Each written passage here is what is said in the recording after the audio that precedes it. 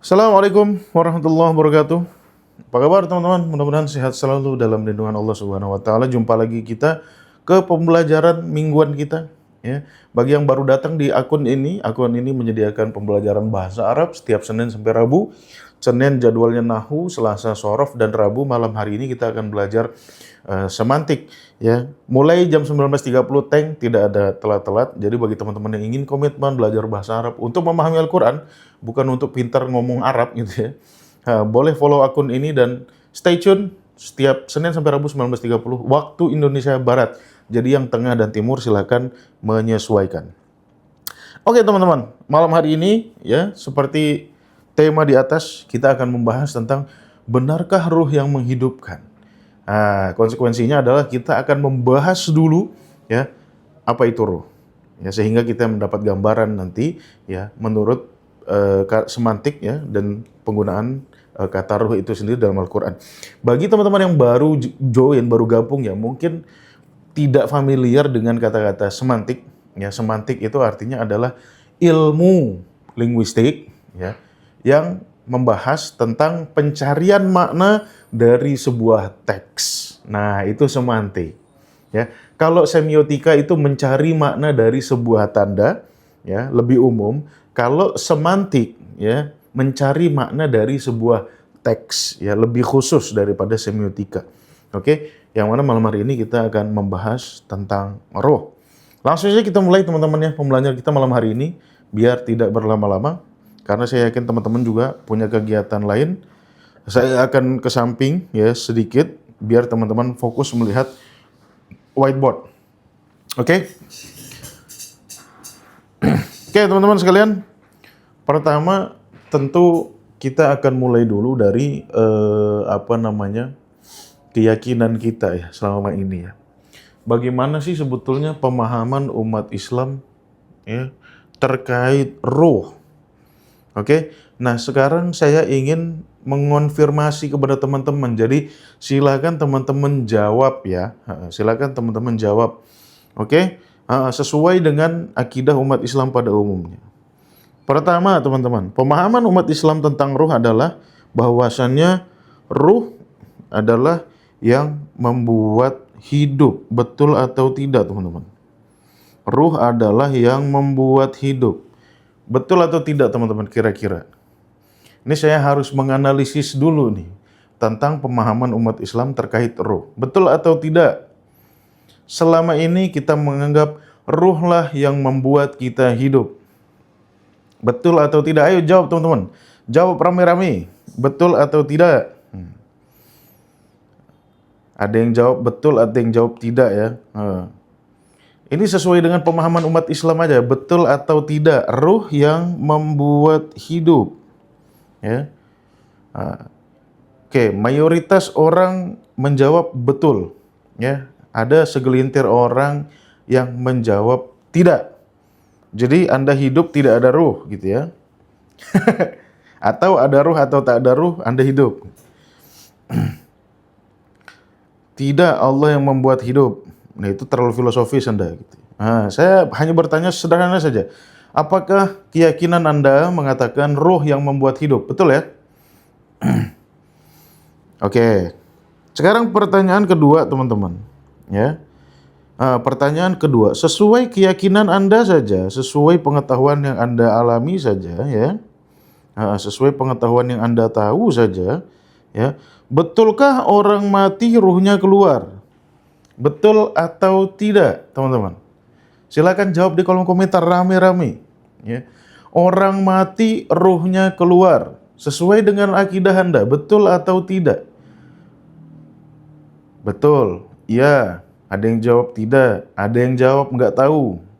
Ada yang jawab betul, betul, betul. Mayoritas semua menjawab betul ya. Betul atau tidak, orang meninggoy itu ruhnya keluar. Ya, betul ya? Jasad mati, ruh keluar. Oke, ada yang jawab nggak tahu lagi. Batu pun kalau ada ruhnya akan hidup. Wah, dari Mr. Sotoy ini. Ruhnya kembali asal. Betul ya? Oke. Berarti dua pertanyaan saya terkonfirmasi ya bahwasannya setidaknya mayoritas umat Islam menganggap ruh yang membuat hidup, ya. Yang kedua adalah orang mati ruhnya keluar. Ya kan? Sekarang ya pertanyaan ketiga. Pertanyaan ketiga. Oke, teman-teman. Betul atau tidak setiap kita tahlilan yang didoakan adalah ruhnya? Betul atau tidak, teman-teman? Silakan, teman-teman jawab sesuai pengetahuan teman-teman saja. Ya, ketika kita tahlilan selalu ruh yang didoakan. Ya, biasanya kalimatnya itu tsumma ila ruhi, ya, tsumma ila ruhi gitu. Betul atau tidak? Betul ya, teman-teman ya. Ada yang nggak tahlilan nggak apa-apa. Yang jawab yang tahlilan aja. Yang tahlilan itu biasa kan mendengar doa tsumma ila ruhi, tsumma ila ruhi. Ya. Seperti itu ya. Minimal dalam bahasa Indonesianya itu diterjemahkan kepada arwah, betul ya? Kepada arwah almarhum Bapak Sugiono misalkan. Betul ya? Nah, ayo jawab rame-rame teman-teman. Betul ya? Oke, mayoritas teman-teman menjawab betul atau setidaknya orang-orang yang tahlilan menjawab betul ya. Oke. Jadi dari ketiga pertanyaan yang saya ajukan kepada teman-teman malam hari ini ya, ini untuk menggambarkan saja bagaimana pemahaman umat Islam terhadap ruh. Ternyata betul ya. Selama ini kita menganggap ruh yang membuat hidup ya. Kemudian orang meninggoy, ruhnya keluar. Kemudian oleh sebab itu, ruhnya itulah yang selalu didoakan pada momentum-momentum tahlilan. Betul ya teman-teman ya? Oke, terima kasih atas partisipasi teman-teman dalam menjawab, dalam mengkonfirmasi pertanyaan saya terkait pemahaman umat Islam. Ya, apa itu ruh? Oke teman-teman. Nanti di akhir, ya di akhir nanti ini akan kita verifikasi. Ya, akan kita verifikasi. Jadi teman-teman stay tune ya. Nanti di akhir, oke, keyakinan kita ini kita akan verifikasi setelah kita menemukan makna ruh sesuai kaidah linguistik dan juga sesuai dengan penggunaannya dalam Al-Quran. Oke teman-teman? Jadi stay tune bagi yang mau tahu ya, yang mau memverifikasikan nanti ya betulkah pemahaman kita selama ini tentang ruh ya, kemudian memverifikasinya dengan keyakinan kita selama ini, kita akan lakukan di akhir video ini. Oke teman-teman, langsung saja kita masuk ke materi. Saya harap teman-teman fokus mendengarkan setiap statement yang saya keluarkan dengan jeli ya. Kalau tidak nanti teman-teman bisa kurang paham gitu. Oke? Teman-teman, sekarang kita akan masuk ke semantik kata ruh ya. Kita akan mempelajari dulu makna kata ruh ya, baik secara leksikal ataupun penggunaannya dalam bahasa Arab. Dan kemudian nanti kita akan mencari penggunaannya dalam Al-Quran. Oke? Nah teman-teman, sebagaimana kita tahu bahwasannya ruh, ya, tulisannya adalah seperti ini dalam bahasa Arabnya ya. Ruhun, tersusun dari 3 kata, huruf ra, huruf waw, dan huruf ha. Ya. Nah, sebagaimana teman-teman juga sering ketahui ya, bahwasannya setiap kata dalam bahasa Arab atau mayoritas kata dalam bahasa Arab memiliki akar kata. Ya, atau istilah bahasa Arabnya adalah aslul maddah. Ya, apa itu akar kata? Akar kata adalah huruf dasar ya, penyusun kata. Ya, huruf dasar penyusun kata. Ini aslul maddah. Oke. Jadi kalau kita ingin mengetahui ya sebuah istilah, sebuah ungkapan ya, disiplin ilmu linguistik bahasa Arab mengatur agar kita cari dulu akar katanya apa. Karena akar kata inilah yang nantinya menunjukkan makna-makna dari kata turunannya. Oke, perhatikan baik-baik ya. Oke, ini aslul maddah. Mungkin teman-teman yang nggak pernah kecimpung dalam bahasa Arab baru dengar istilah aslul maddah. Oke, kata-kata ruh sudah jelas ya, bahwasanya ruh ini tersusun atas 3 akar kata, yaitu ro, waw, dan ha. Oke ya. Nah, ro, waw, dan ha ini mempunyai makna dasar. Perhatikan di sini teman-teman ya. Mempunyai makna dasar menjadi aktif. Saya nggak tahu ya. Nanti kebaca nggak nih? Oke, pakai tinta kuning aja ya. Makna kata rawaha, makna dasar kata rawaha itu artinya adalah menjadi aktif. Menjadi aktif seperti apa itu Pak Us, ya kan? Katakanlah dalam konteks kita sebut anak itu aktif sekali gitu, ya. Nah, aktif inilah yang dimaksud dari kata rawaha, ya. Oleh sebab itu, ya teman-teman ya, perhatikan baik-baik. Oleh sebab itu, kata rawaha, ya, seluruh kata turunan dari rawaha, ya, sering digunakan untuk sesuatu yang cepat, gesit, lincah, ya. Hal-hal yang berbau aktivasi, sesuatu yang aktif, mempunyai mobilitas tinggi. Nah, itu makna dasar dari kata rawaha, dari akar kata rawaha. Mungkin teman-teman Tadabbur Institut pun belum dapat penjelasan sedetail ini ya, tapi saya nggak tahu. Saya lupa-lupa ingat pernah ngajar roh atau tidak. Oke? Oleh sebab itu, kata-kata ruh dalam Al-Qur'an, ya, turunan dari kata rawaha ini dalam Al-Qur'an sering digunakan untuk sesuatu yang bersifat pergerakan, ya, yang cepat, yang gesit. Contoh, ya, pertama di sini kita mengenal istilah rihun, ya. Saya yakin teman-teman yang ngerti bahasa Arab pun tidak asing dengan kata rih, ya. Oke, rih.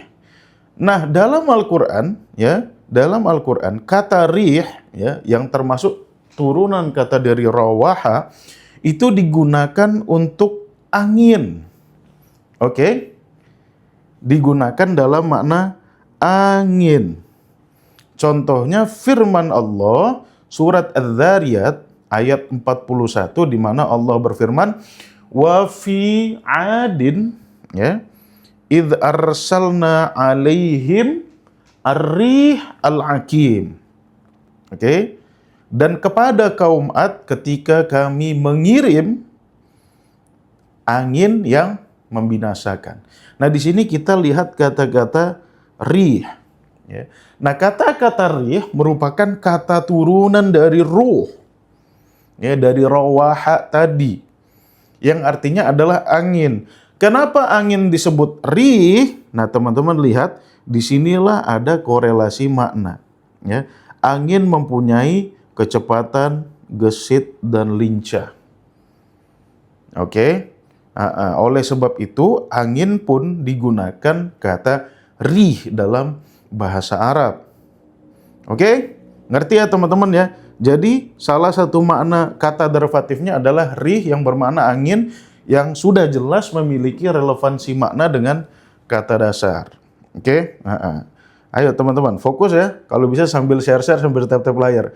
Ini saya belum pernah mendapatkan kajian yang seperti ini. Saya ya, nggak tahu teman-teman ya. Oke? Kemudian yang kedua, teman-teman, kata rih pula dalam Al-Quran, kata rih juga dalam Al-Quran digunakan dalam makna semangat, ya, dalam makna semangat, ya, atau bisa juga dimaknai sebagai sebuah motivasi atau kekuatan, ya. Oleh sebab itu di surat Al-Anfal ayat 46, ya, Allah berfirman, wa ati'allah wa rasulahu, ya, taatlah kepada Allah dan Rasulnya, wala tanaza'u, jangan kau berpecah belah, fatafshalu, nanti kalian gagal, wa tadhhaba rihukum, dan di situ semangat kalian akan bubar, ya. Kalau dalam Quran terjemahan Kemenak dimaknai kekuatan. bukan kekuatan. Ya sebetulnya passionate dari kita berperang itu udah hilang nanti. Ya. Nah, kata rih ya digunakan juga dalam makna semangat. Artinya semangat ini adalah keaktifan kita, ya. Dia sifatnya menggebu-gebu, passionate sesuai dengan makna dasarnya tadi. Oke? Nah, cepat, gesit, lincah, menjadi aktif. Oke? Ini makna rih yang kedua dalam Al-Qur'an. Nah, kata rih juga, ya teman-teman ya, kata rih juga digunakan dalam makna aroma atau bau. Oke? Kenapa? Ya karena bau itu menggunakan media angin. Ya sampai masuk ke hidung kita gitu. Oke? Seperti itu. Dan itu merambat sangat cepat. Oke? Ketika ada bangkit di dalam ruangan, kita buka pintunya langsung ger gitu ya. Seperti itu. Ini rih juga Allah menggunakan istilahnya dalam Al-Qur'an. Oleh sebab itu di surat Yusuf ayat 94 ya, Allah berfirman, "Walamma fasolatil 'iru qala abuhum ya inni la ajidu riha Yusuf." Aku menemukan aroma dari Nabi Yusuf. Ya. Nah, kata-kata aroma ini juga disebutkan menggunakan kata rih. Oke? Jadi tiga makna dari satu kata rih ini semuanya memiliki korelasi makna dengan makna dasar. Ya artinya Allah menggunakan kata itu dengan tepat. Ya iyalah Tuhan gitu kan. Kita kata Tuhan. Oke? Kemudian kata derivatif yang kedua, kata turunan yang kedua dari rawaha adalah rawahun. Oke? Rawahun. Ya. Di mana kita bisa temukan kata rawahun pada firman Allah surat Saba ayat 12. Mudah-mudahan penyampaian saya tidak kecepatan ya. Kalau kecepatan nanti ya teman-teman ini aja kasih tahu di kolom komentar. Tapi enggak lah, saya lambat ini. Oke. Nah, di surat Saba ayat 12 Allah berfirman, "Wali Sulaiman ar-rih." Nabi Sulaiman memiliki angin. Makna yang pertama tadi, ar-rih ya. Guduwuha syahrun. Oke. Wa ruwahuha syahrun. Nah, kata rawahun dalam ayat ini merujuk kepada makna perjalanan dari angin tersebut.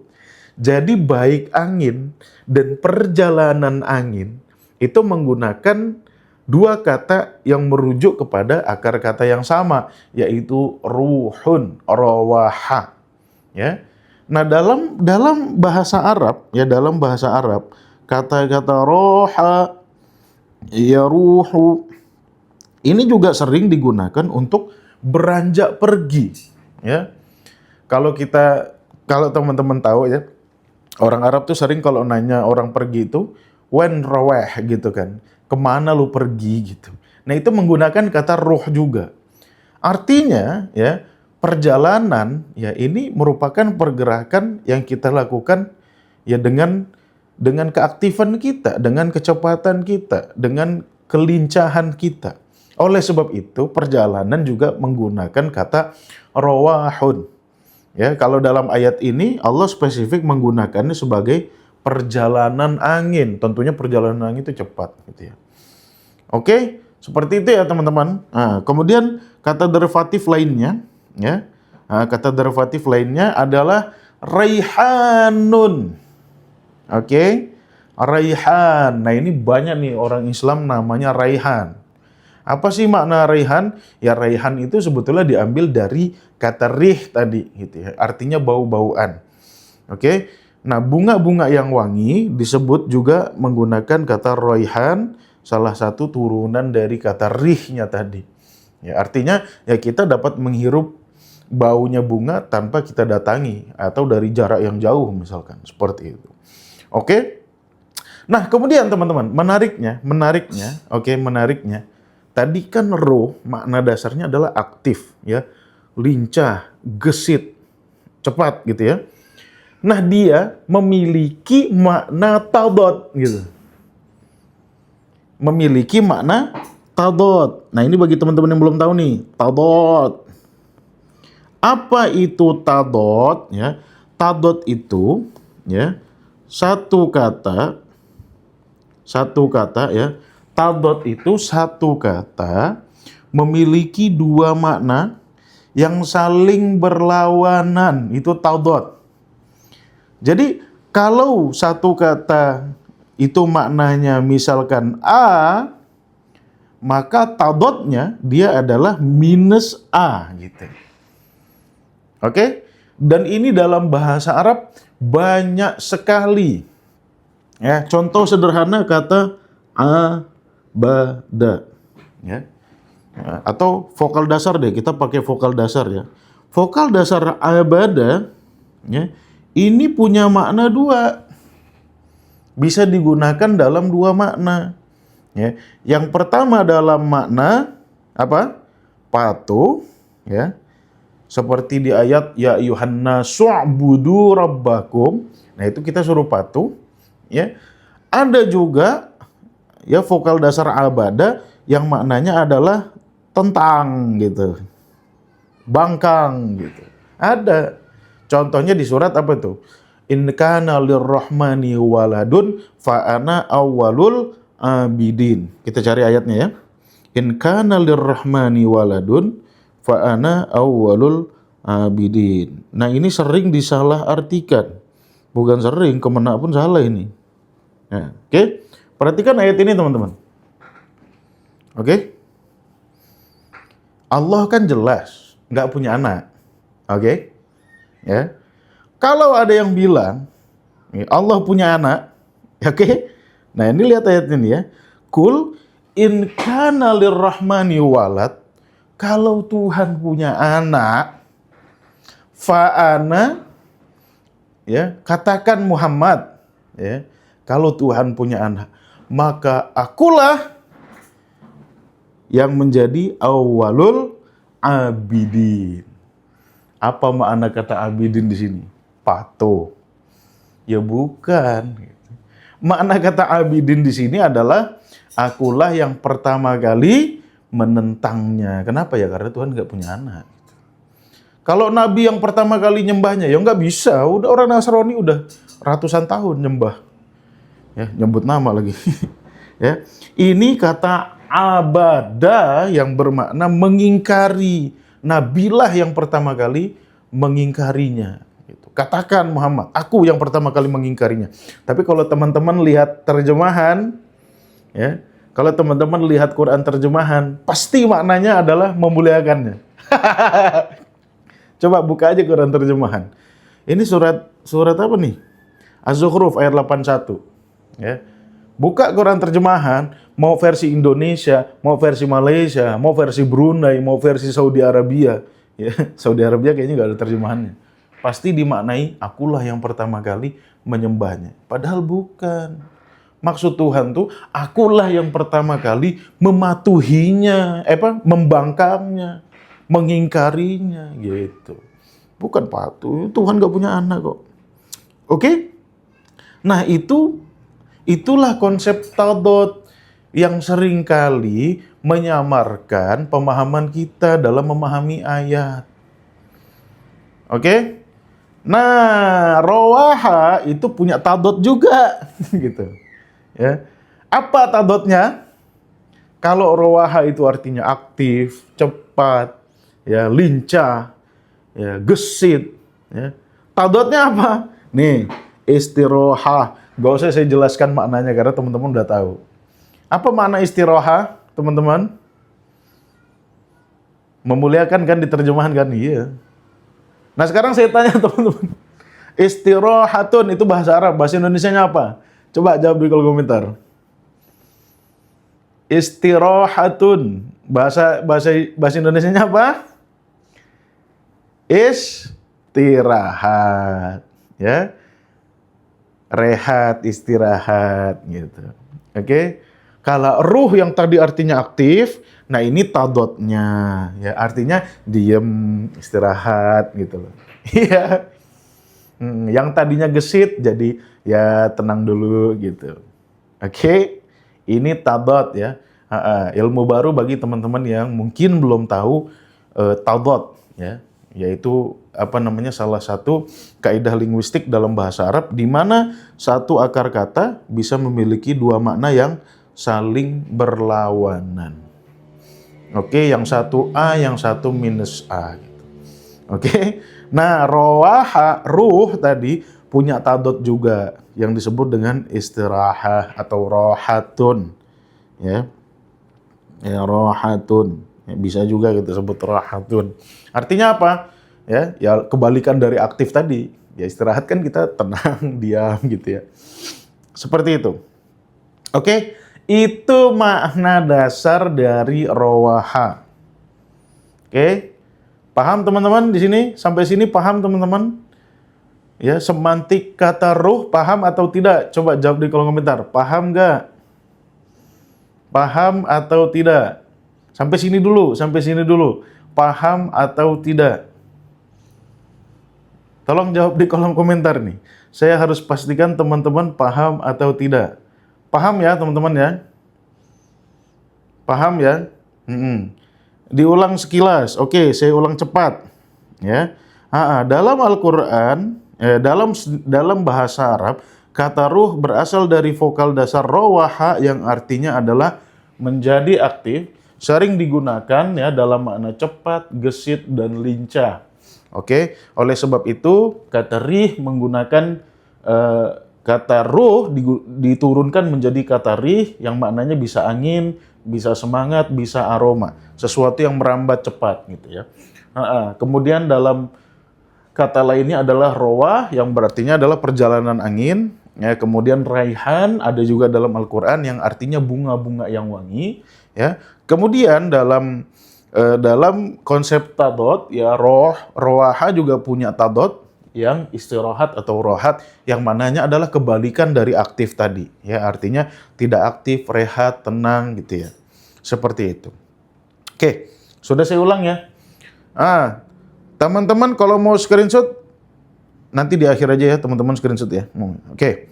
Sekarang kita masuk ke penggunaannya dalam ayat. Oke.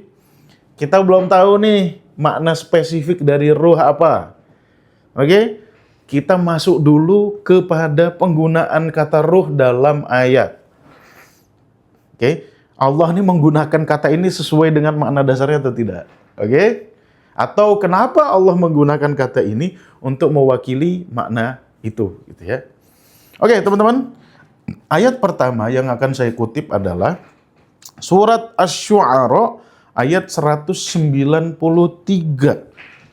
Perhatikan ya teman-teman ya, perhatikan ya. Ini penting, butuh konsentrasi. Oke? Allah berfirman, nazala bihi ar-ruh al-amin.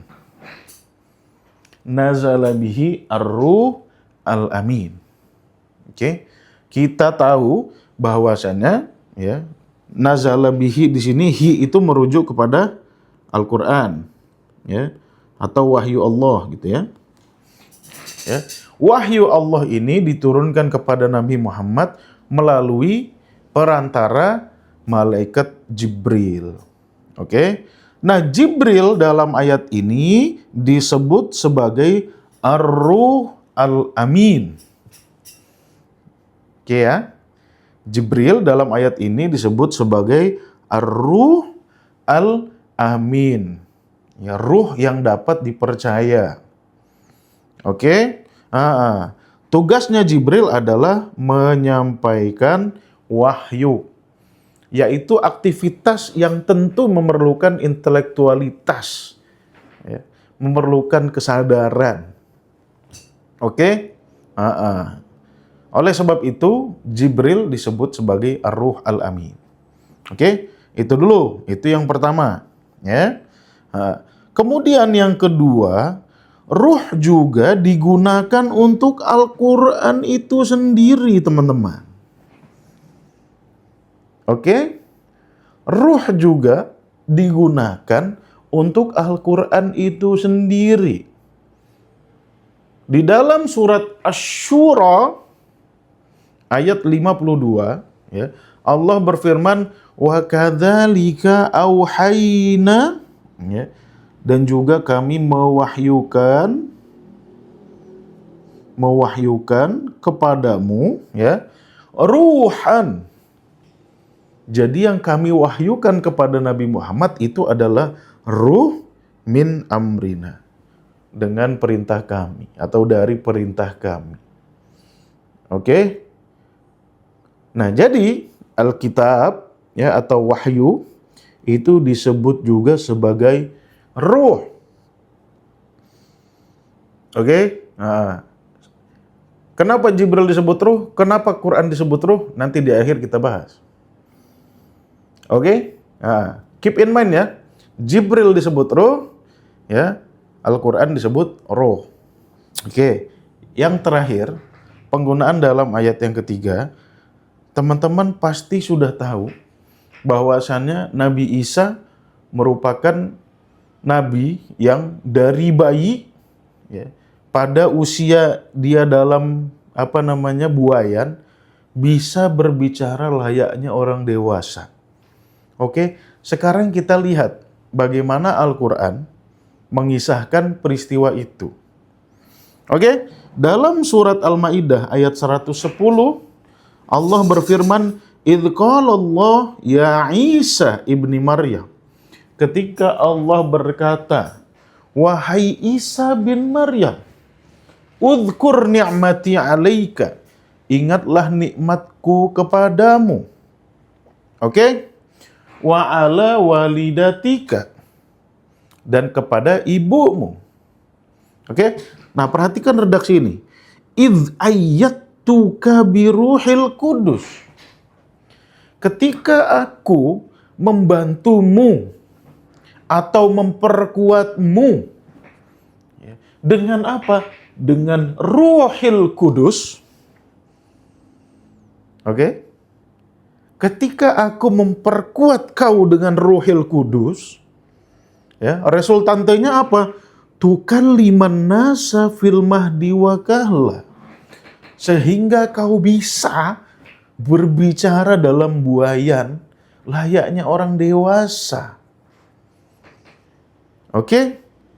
Jadi teman-teman ya, bayi Isa diperkuat ruhnya, bukan diberikan, ya, diperkuat, karena Allah menggunakan kata ayyadayu ayyidu.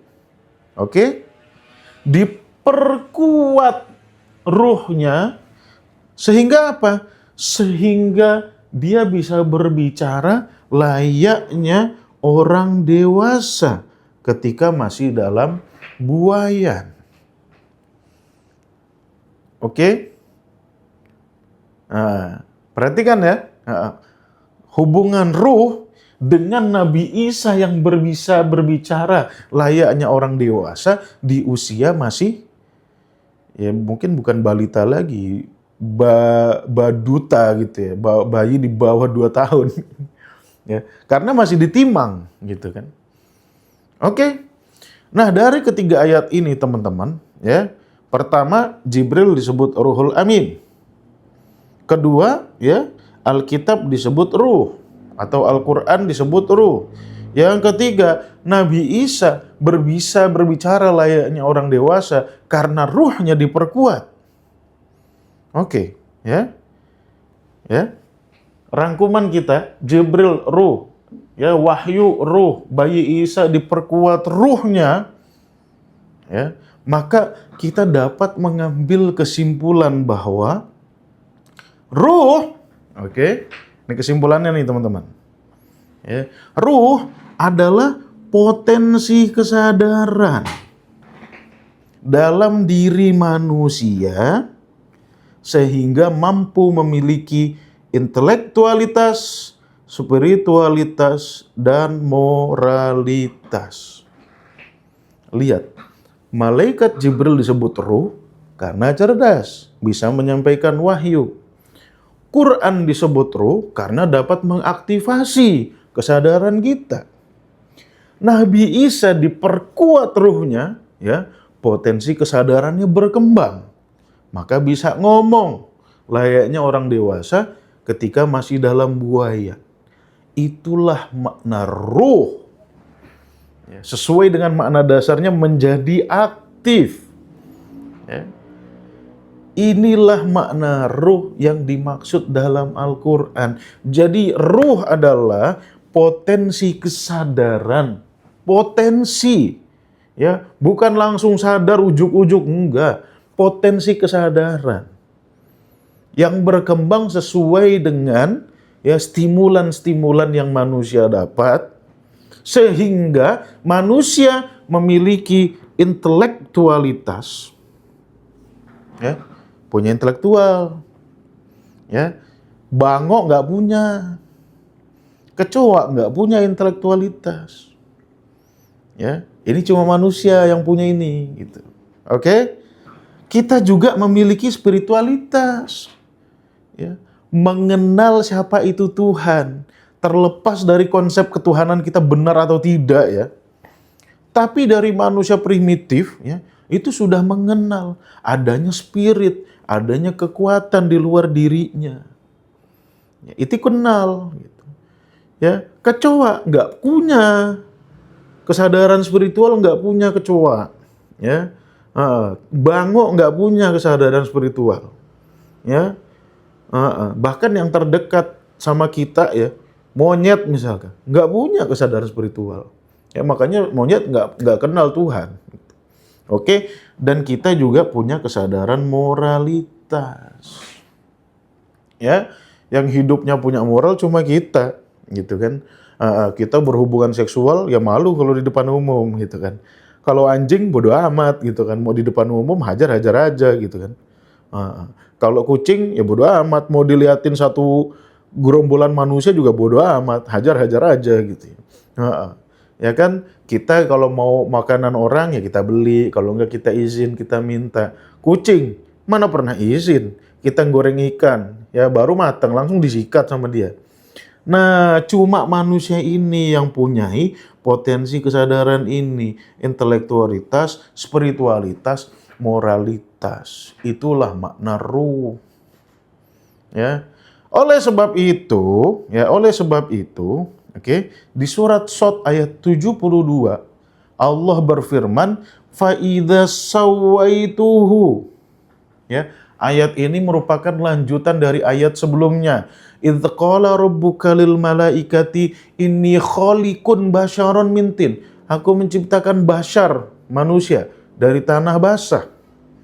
Ketika aku menyempurnakannya, oke, wa nafakhtu fihi mir ruhi, dan aku insert potensi kesadaran dalam dirinya, faqa'u lahu sajidin.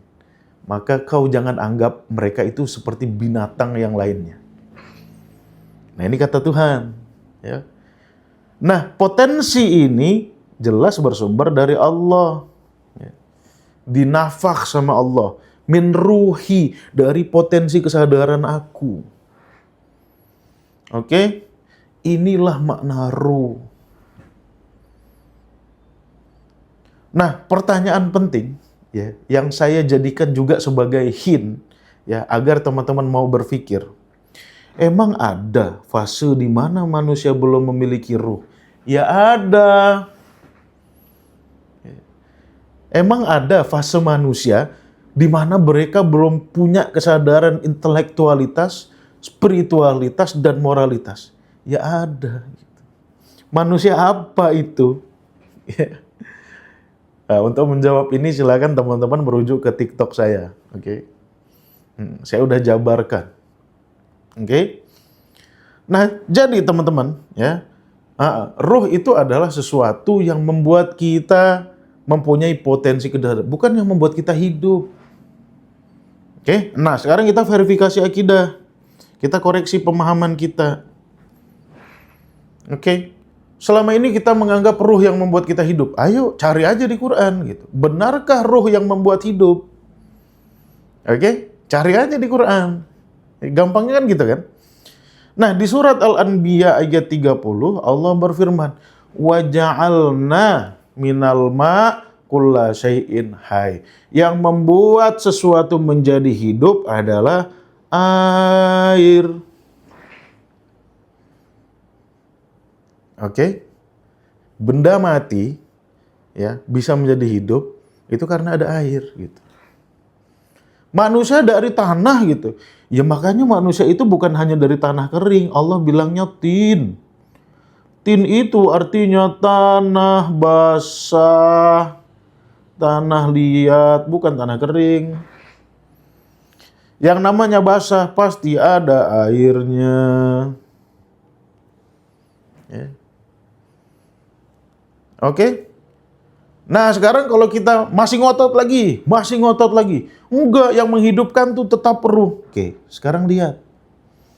Hewan ditiupkan ruh atau tidak? Gitu. Allah nggak pernah bilang hewan ditiupkan ruh. Tetapi hewan hidup kan?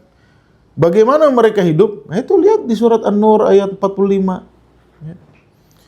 Wallahu khalaqa kulla dabbatin min ma, terciptanya mereka bisa sampai hidup itu dari air. Ya.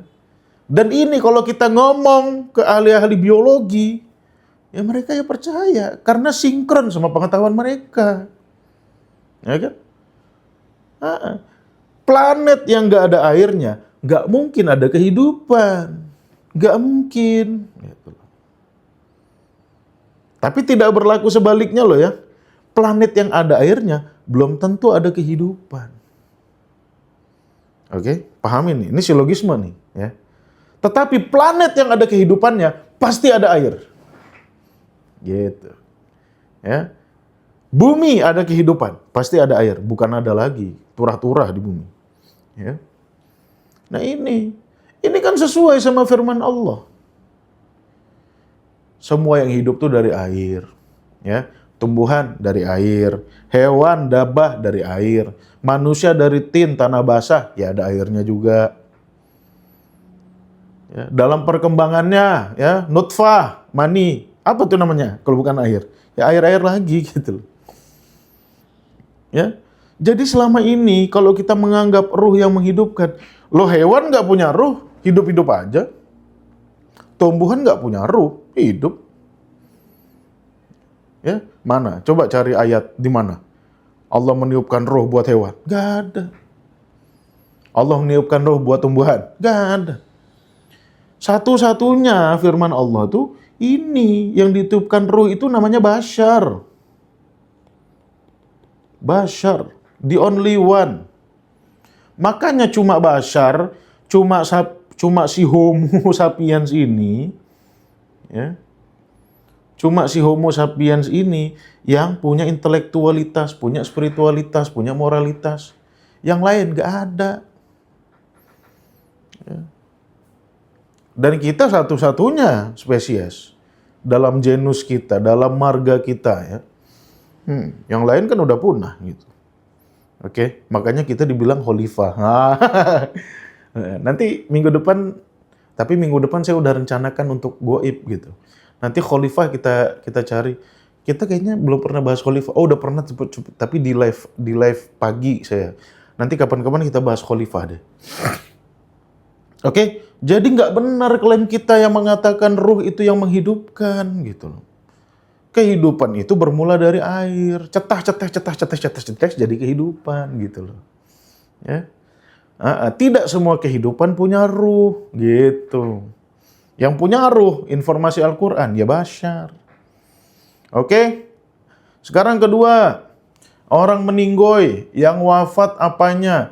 Yang di bahasanya, yang dicabut apanya? Oh lihat dong surat Az-Zumar ayat 42. Ya. Apa firman Allah? Allahu yatawaffal anfus. Yang diwafatkan adalah Allah sebutnya sebagai anfus, nafsun, bukan ruh. Allahu yatawaffal anfus, naf.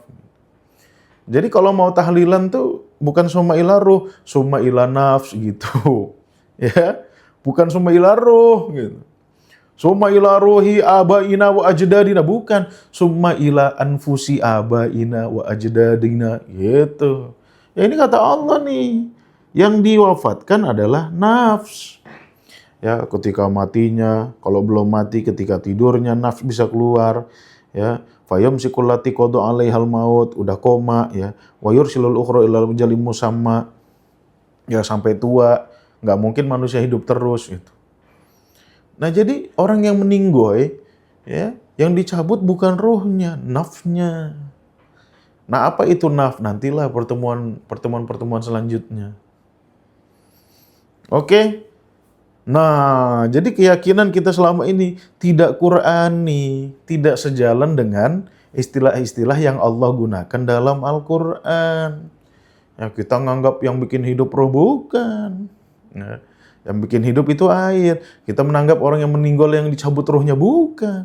Yang dicabut adalah nafnya. Jadi ruh itu apa? Ruh adalah potensi kecerdasan, potensi kesadaran dalam diri manusia. Sehingga kita punya tiga ini. Ini jelas-jelas membedakan kita dengan entitas lainnya. Kita punya intelektual, kita punya spiritual, ya, kita punya moralitas. Yang lain ya jangan kita suruh monyet punya moral tuh jangan ini angel gitu ya. Masa monyet disuruh punya moralitas. Oke, teman-teman, silakan yang mau screenshot. Ini saya coba scroll dari awal dulu ya. Yuk. Ini page yang pertama, silakan di screenshot. 1 2 3. Cekrek. Sudah ya? Page yang kedua. Selanjutnya, ntar biar potongannya pas. Ini screenshot. 1 2 3, cekrek. Oke ya? Sekarang yang ketiga.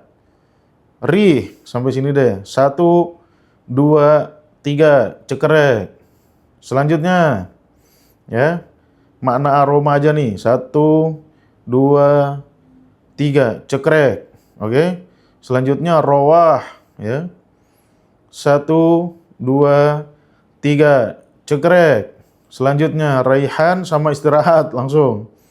Ya. 1 2 3, cekrek. Oke. Penggunaan dalam Al-Quran, pertama, Jibril sebagai Ruhul Amin. 1 2 3, cekrek.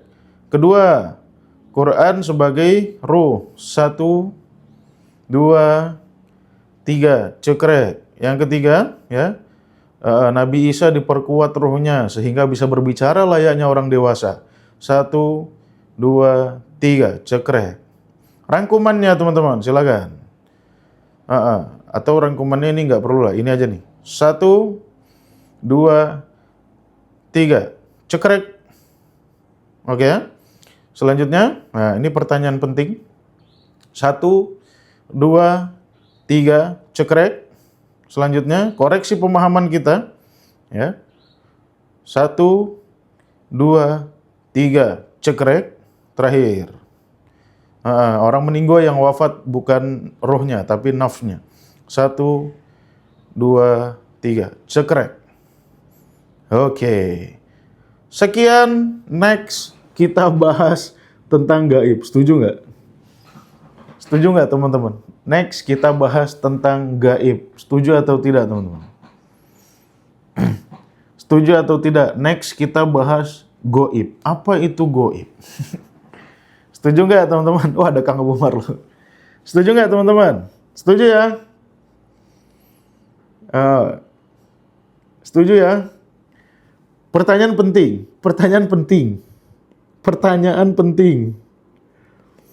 Coba dijawab teman-teman. Coba dijawab pertanyaan ini. Sebelum kita masuk ke minggu depan ya. Coba dijawab ini. Allah tuh gaib atau tidak?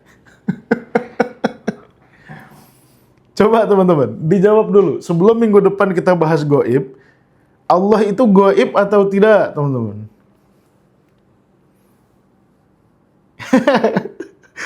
Ini teman-teman TI semua nih udah jawab. Nah, banyak yang bilang gaib ya.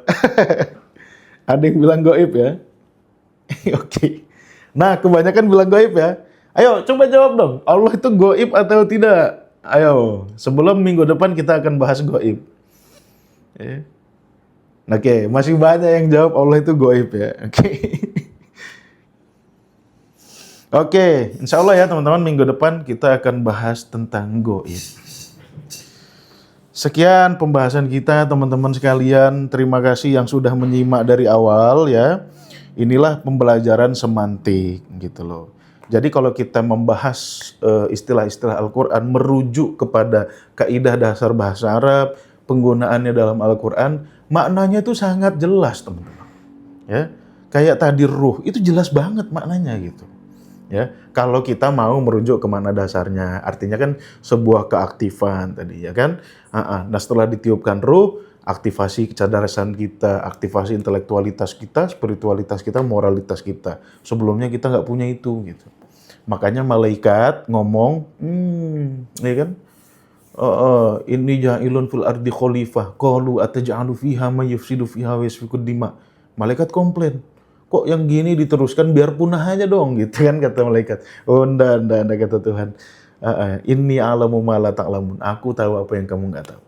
Ya kan, ditiupkanlah ruh, jadilah manusia ya punya intelektualitas, spiritualitas, moralitas. Makanya malaikat disuruh sujud. Sujudnya itu bukan malaikat disuruh Allahu Akbar, enggak. Kau hargai dong. Kemarin kan lu remehin gitu ya. Ya kan? Kemarin lu remehin, lu bilang cuma bisa membunuh, bisa menumpahkan darah doang. Nah, sekarang lihat, ayo bisa ngembangin bahasa, bisa punya intelektualitas ya. Sampai sekarang bisa nerbangin pesawat terbang. Ayo. Ayo dong, jangan dianggap remeh lagi gitu. Itu makna faqa'u lahu sajidin. Ya, kalau kajian-kajian lengkapnya itu silakan teman-teman lihat di konten saya gitu. Saya sudah buat urut ya kajiannya itu. Oke. Itu aja teman-teman, makasih banyak ya. Jumpa lagi minggu depan di kajian semantik. Bagi yang belum follow, silakan follow. Kalau video ini atau live ini bermanfaat, ya silakan diikuti gitu kan. Nah, kalau tidak bermanfaat, masih ingin menggunakan dogma yang lama, silakan Anda berpikir. Ya. Ya. Kalau masih mau ikut dogma yang lama, silakan Anda berpikir. Ya kan, seperti itu. Wabillahi taufiq wal hidayah. Assalamualaikum warahmatullahi wabarakatuh.